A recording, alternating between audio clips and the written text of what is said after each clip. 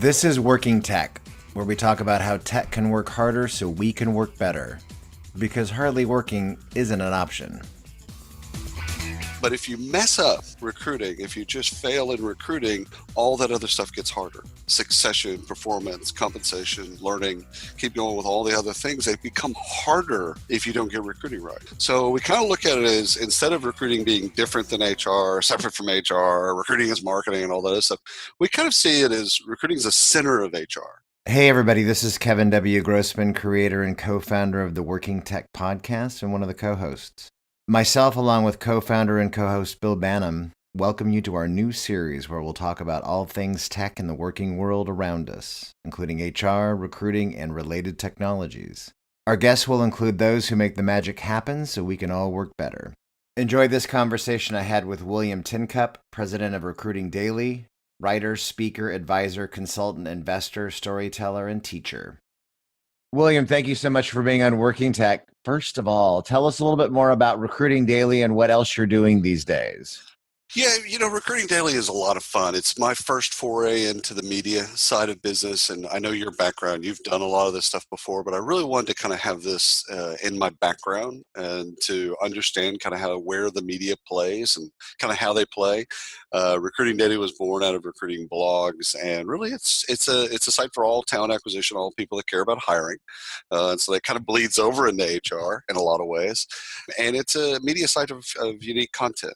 So it's not a site that has aggregated or curated content currently. It's really kind of focused on unique articles that you see first there and then elsewhere, hopefully. And it's a lot of fun. The worldview of Recruiting Daily, and especially myself, I guess, in alignment with William, third person. Sorry, I had to weave that in. That's all right. Is that recruiting is the center of HR, insofar as if you get recruiting right, the things that happen out elsewhere in HR are easier to deal with. But if you mess up recruiting, if you just fail in recruiting, all that other stuff gets harder. Succession, performance, compensation, learning, keep going with all the other things. They become harder if you don't get recruiting right. So we kind of look at it as, instead of recruiting being different than HR, separate from HR, recruiting is marketing and all that other stuff, we kind of see it as recruiting is the center of HR. You got to get it right. And that's why I really ask HR pros that really aren't talent acquisition specialists to also pay attention to hiring and to pay attention to what's going on, the trends and things like that, so that they learn via observation, but they learn to get recruiting right in their organization. So Recruiting Daily is doing well, and it's a fun ride. One of the things that you just touched on, and I say this a lot when I'm talking talent board and Candy's goodies and candidate experience, recruitment, all that. We always focus so much on the external when we think of recruiting. At least we've talked about that way in the space a long time, but a big portion of it is internal mobility as well. And the one thing, this, and a lot of companies I know that we both talk with, hopefully get it, is that you have to constantly re-recruit to retain. So that another reason why recruiting is the center of HR. That's right. Absolutely. So listen, you and me, we're old dogs in the space, in the HR recruiting technology space, right? We go way back. And so just kind of high level, in your mind, what's changed and what's remained the same from your experience? So I think that, some of the people that we've known through the years, you kind of see them pop up in different places, which I think is nice. You and I have done a lot of different things just in our small or tenure in this space. I like seeing that. I like seeing people that stay in this space. So I kind of like the folks that have a 30-year career in this space, this intersection of technology and HR recruiting. I think the changes that I've seen is more that it's happening faster. So like when I tell people, I have literally a Google spreadsheet that I keep track of all the different products in the space, not companies per se, but products in the space. And it's almost to 23,000 now. And so when you kind of think about like worldwide breadth and depth from apps, a wellness app in Spain all the way to SAP, you're going to find that it's all the world's oceans combined is really how broad this space can be. And so you can kind of narrowly focus on one thing, wellness or internal mobility or reference, employee referral technology or whatever, or you can kind of scan the whole thing like a George LaRock. You're looking at a lot of different things and trends and technology, but it's just happening at a much faster pace. Like literally yesterday, I looked on Twitter and 7 new companies that I had no idea who they were followed me on Twitter yesterday. I had no idea that they even existed, and now they're following me on Twitter. And now I'll follow them back and I'll start to kind of get to know them, etc. Right. So that part, that wasn't like that in 04. That wasn't like that in 05. We probably had 100 vendors that we really kind of tracked and kept track of. But now I don't think any one person can keep track of the entire space. I think that, and I don't know if it could have happened then, but it was believable in 04 that one person could kind of have, like Bill Kudik, could have the hands, the fingers on the pulse of the entire industry. If we believed it then, which I think I did, we can't believe that now. Exactly.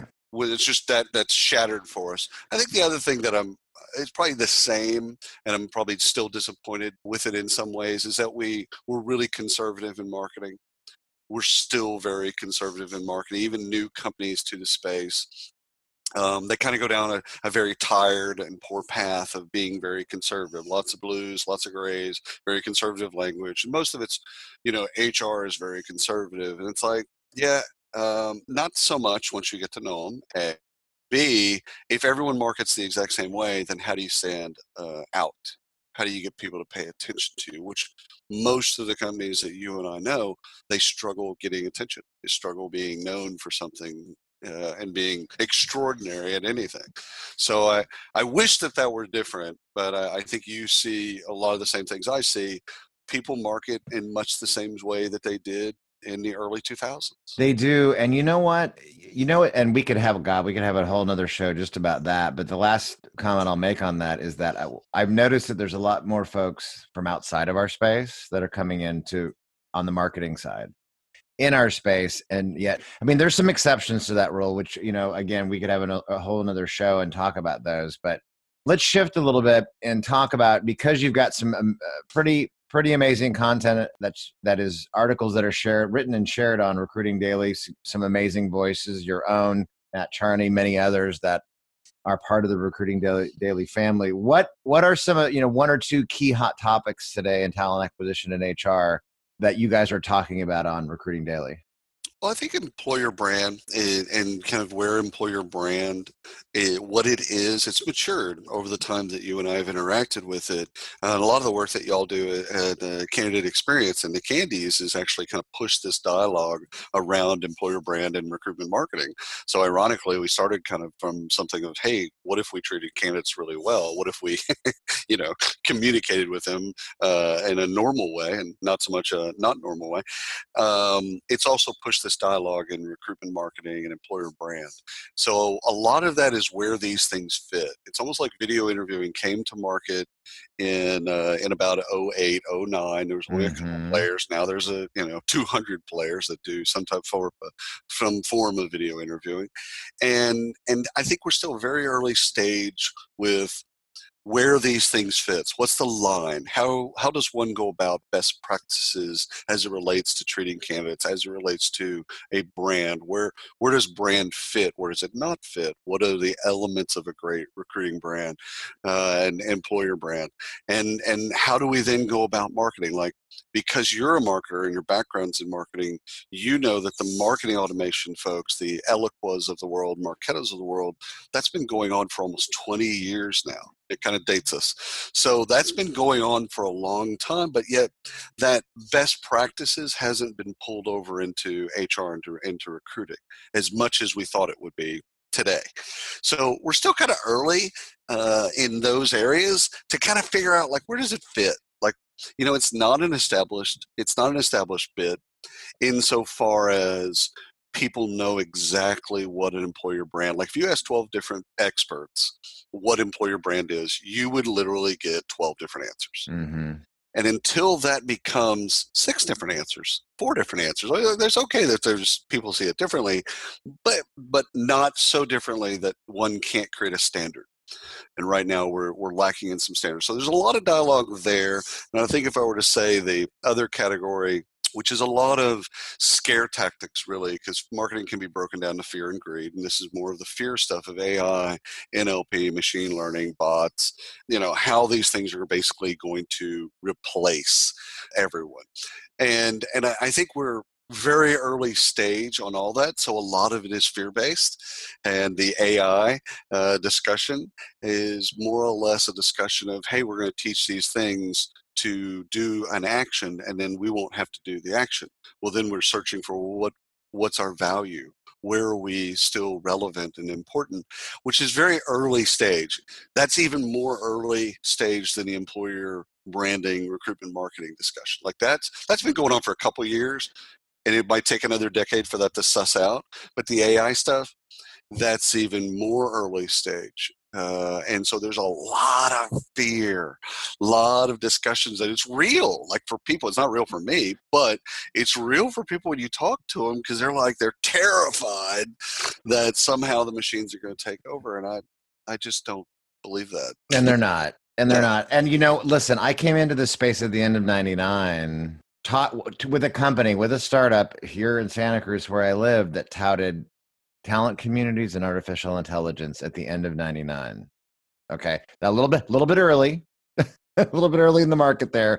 But the point is we have been talking about it for a very, very long time. But no, it's not. In fact, one of the things, thank goodness, that I see the actual applications today of AI and bots are actually they are starting to help enhance the recruitment process, but they're not displacing individuals. In fact, if anything, which we're going to talk about in a few minutes, it's helping to actually improve the overall candidate and employee experience, because it's freeing up the professionals to really focus on the human side of their experience. And another thing about the marketing side, we talked about how we're still seeing a lot of marketing being done like it's the early 2000s. At least we're getting talent acquisition into the 2000s with marketing.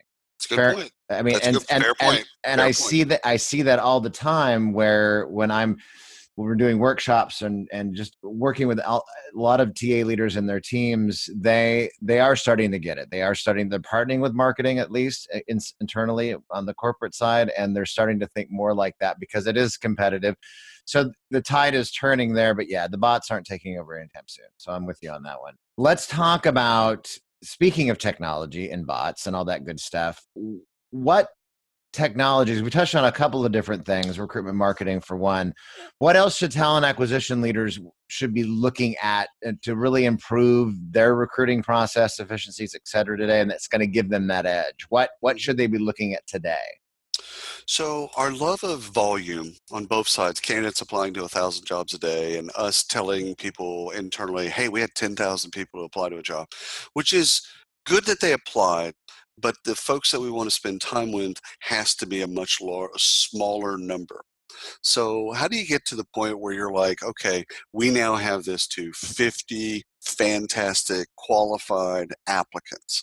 So it's the screens, it's all the stuff that you put out in the process. So sourcing the talent and doing a better job sourcing the right people to then get your message. CRMs being able to deliver that message, and then all the different screens, the behavioral screens and assessments, the skill testing assessments. I like with technical people, I think the more technical you can screen somebody in and out, get you to a better quality candidate down the road, which again, a lot of that technology that you see out there, like I would say, like, good gosh, I'm trying to think of one that, well, like WorkShape is a great example out of London. So this is a technology that essentially asks technical people, software developers, 2 things. What languages do you want to learn, and where do you want to spend your time? So 2 things. What languages, where do you want to spend your time? And then ask recruiters, what languages do they need to know, and will they spend their time with, and how do you want them to spend their time? And then it does a match between those 2 things, so that you don't talk to people that want to spend most of their time in Ajax and you want them to be spending their time in Pearl. as a bad example, but basically you don't even waste your time. Yeah, they have all the things on their resume that makes them a fit, but they don't want to spend their time that way, which makes them a bad fit. So talking to them, you're not going to convince them with money or perks or an employee slide or something like that to work a different way. So like things like that, tools, discrete and disparate tools like that help you get to a higher quality number, but lower, so that you can do the human, you can do all the human touches that you need to and vet them. So you use all the technology to do all the hard science stuff. That basically helps you get to a lower number, high quality group of people that you can then do all the human stuff with. So any technologies that help you do that, which again, 23,000 different products. So there's all kinds. It's not for a loss of products. You have products on products on products, as someone would say. I think the other two hot areas, and I kind of call them these are the holy grails of HR, and one of them is employee referrals, and the other is internal mobility, which you mentioned earlier. And solving those are holy grail issues. So two companies on the employee referral side that have come to market in the last couple of years, like Teamable and Simpler, they go about employee referrals in a different way.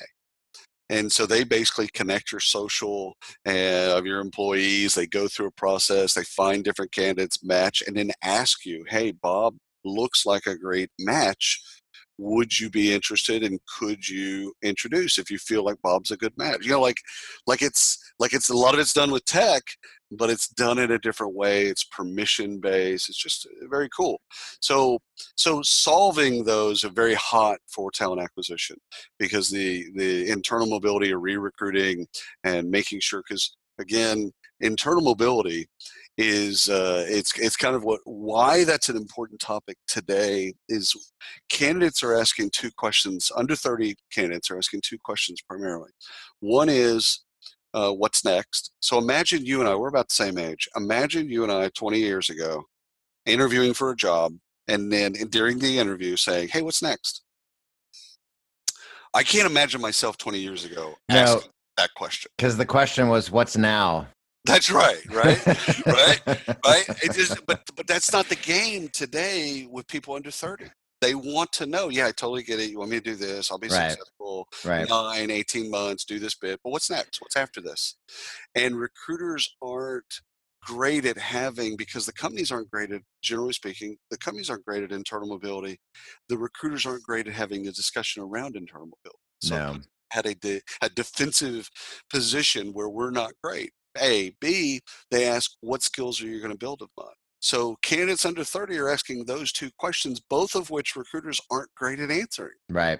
Because the companies aren't great at those things. So we got to get kind of the house right and get the companies to really fix those things and understand those things, because we're going to have trouble recruiting that talent if we don't fix what they're interested in.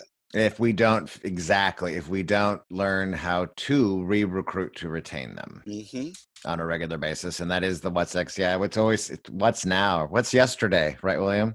What happened yesterday? That's right. Speaking of, again, better candidate employee experience, we've touched on that a little bit as well. But I mean, I see this. This is something that it continues to be more of a differentiator for companies, and them leveraging not only their internal processes, their recruiting teams themselves, the HR folks, as well as the technologies, this consumer-based approach. I know it's hack. We talk about it a lot, but it really is true. Because I know our data at Talent Board, and there's other data out there that kind of basically supports the same position, that everything you do impacts your brand and your business, how you treat everybody, from external candidate to internal candidate to current employees, and it's going to impact your business for good or ill will. And taking a better approach. Again, we're not just lip service, right? No, not at all. So I used to think, this is probably a decade ago, but I thought that user adoption was the end goal. So getting people to use software. And what I learned through just, a lot of exploration is that adoption is a midway point to satisfaction and love. And so the goal for a software company isn't adoption. The goal is to get users to love to use the software. And that user love, that user sentiment, that user satisfaction, call it anything you like, but it's a choice. The technology stacks that we have available to us, we choose to use those tools, and so they're not just solving problems for us. We're going to be spending hours upon hours of our lives in these tools. So I tend to talk to people and say, listen, Apple has done us a great favor by creating, iTunes, and letting people go in, and the Apple Store, and letting people go in, try something, and if they don't like it, delete it. So the way our brains have been kind of morphed over this time since the iPhone has come out is that we're looking for things to work immediately. Technology works for us, not against us. And so when we download an app or a game or whatever, we download it, we look at it, we play it, or do work with it, and if we don't like it, we delete it. So that trend in consumer technology has bled over to B2B technology. Mm-hmm. And so someone can go out and get a great sourcing tool, let's say, and drop it on the sourcers. And the people that will use the software are, generally speaking, the people that love it. They become advocates, and they go in and they'll kind of look beyond some of its failings if they truly love it. Like, oh, it doesn't run that report. Well, so what? I love the software. It's only when you don't love the software that you really start looking at those things. Like, well, it doesn't run this report. It's not connected to that thing. And Right. well, that's when you start looking at that, because you already have decided you don't like that software. Right. Exactly. You're not happy. You're not fulfilled. So I think all of the things that we've learned in consumerization of technology is coming to our world slowly, but it's coming to our world. It And I think is. the technologists that are the better apt to take advantage of it are the ones that kind of already see that as the end goal. I want to get people to love software, love using software, not feel like they have to. So it moves in your mind, it moves from have to want to. Right. So like you and I are very social. So like there's apps on your phone that if I told you you couldn't ever log into again ever, you'd be really disappointed, like physically disappointed, I'd cry. What do you mean? right? I'd cry. I'd have So tears streaming down my face. right. So Right. why isn't that the goal for payroll I technology, know. I performance know. management technology? Same. Right. So yeah, Exactly. your data is spot on. It's Yeah. absolutely it's going on, and change is happening. It's just happening at a slower pace. It is. And we're going to party like it's 1999. So listen, you obviously have been working really hard, William, but what exactly, if ever, you're doing when you're hardly working, if that's the case? What does William like to do outside of the world of work? Outside of the world of work, I got a couple things. So I did it, kind of like everyone else. I got to a point in my life where I didn't have any hobbies, didn't have any type of personal life or any of that other stuff. So I went back to one of my hobbies that I had as a kid, which was coin collecting. So now I spend, a day or so a month just doing coins, which, it's kind of a geeky hobby. I would definitely admit that. But there's just something that's always kind of been there for me in coin collecting that no other hobby has done. The other thing is, being married for, 23 years, having a good wife, having a good partner in life, my job's to make her laugh. I do a pretty good job of that. And just spending time with her, spending time with my kids. I have two boys, 11 and 7. And man, I'm trying to slow things down. I'm not trying to speed up. I'm not looking forward to next year. I'm not thinking about their next birthday or Right. whatever. I'm thinking about today. Yep. Today, when they get home at 12:30, how can I interact with them? And what do I want to teach them? There's things in my head that it would have been nice if somebody would have taught me at an earlier. I learned them, but I learned them at a later stage in life, and it would have been nice if I'd have had a little coaching. So I'm thinking about that stuff. And I guess lastly, my brothers and I, we all went in and bought my grandmother's lake house down in Belton, which is about 40 minutes from Austin, for context. And it's a place where I used to go as a kid. So I used to go down there and get in trouble and, make bad decisions. And so my kids get to go down there every weekend and, do the same thing, make bad decisions and get in trouble and all that stuff. And my brother's just recently bought a boat. And so it's a fun family time, It's a way to disconnect. It's a way to kind of go and be around my family and do fun things. And it's also kind of, it's also kind of reliving some of my youth, because Right. it's on a lake where I spent a lot of time. And so that's that heals all the other wounds. Oh, amen, brother. I hear you on that. Amen. Lastly, how do we learn more about Recruiting Daily and everything you're doing today? What do we do? We're easy to find on the internet. I think Matt, Noel, and Ryan have done a really good job of just trying to gather some opinions and put them out there. Recruitingdaily.com, obviously Twitter, Facebook, and all that type of stuff. But it's because it's a media play. It's actually it's actually pretty reasonable and easy to find. Sure. Excellent. Well, William, listen, thank you so much. I look forward to seeing you in person again really soon. And Absolutely. thanks for being on Working Tech. Absolutely. Thanks for having me on, Kevin.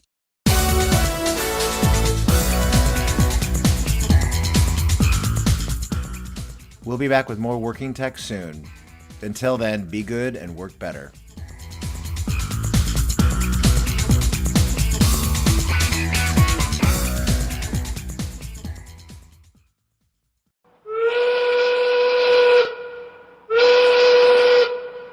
Brought to you by Reach West Media and the HR Gazette. Working Tech rocks. Because hardly working. Say it again. Because hardly working. One more time. Because hardly working. Because we know. Say because hardly working isn't an option. Because hardly working isn't an option.